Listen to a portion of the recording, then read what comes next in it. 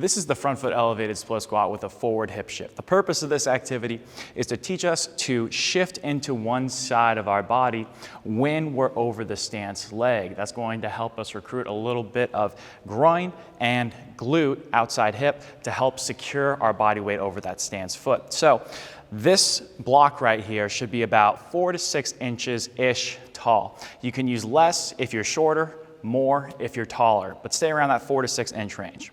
Now, he's gonna place one leg on top of that, nice and flat on those blocks. You could use books, you could use a box, whatever is stable, but it should be able to support your body weight.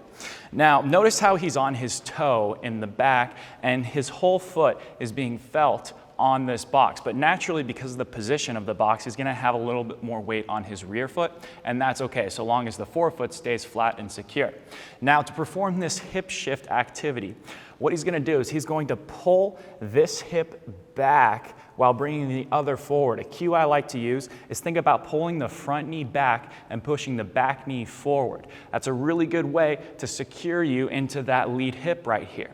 So this half of the pelvis is coming forward. Now he should feel groin and a little bit of outside hip and also oblique on this side.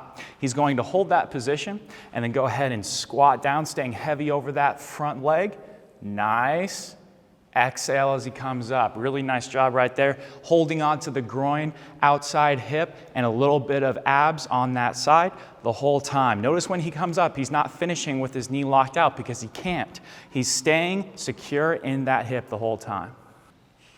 If you happen to have a weight at your home, or if you're going to a gym to do these exercises, or you can load up a backpack or something that allow you to hold one weight in the side, it would be beneficial to hold the weight in the opposite side of the leg that is forward.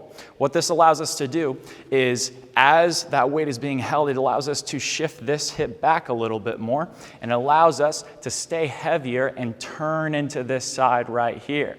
That's going to create a little bit of rotation from our trunk into this hip right here, which is good. Nice. Now he's going to make sure he's just holding that weight there in front of his thigh on the left side, and then he's going to keep those adductors, the glute, and also the oblique the whole time. Now this is just a little bit more loaded. The most common mistake on this activity is leaning too much on the back leg. Naturally, because of this front foot elevated position, it's easy to offload weight off of your front foot. But we want to make sure that we're leaning, I would say 80% of our body weight over this lead leg right here.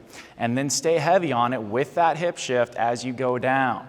That's very nice. Notice how the knee in the back is staying underneath this hip. That's exactly what we want.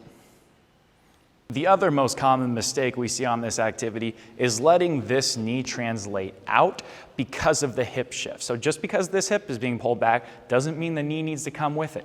To maximize the ability to load that front hip, we want this knee to stay in line with the toe.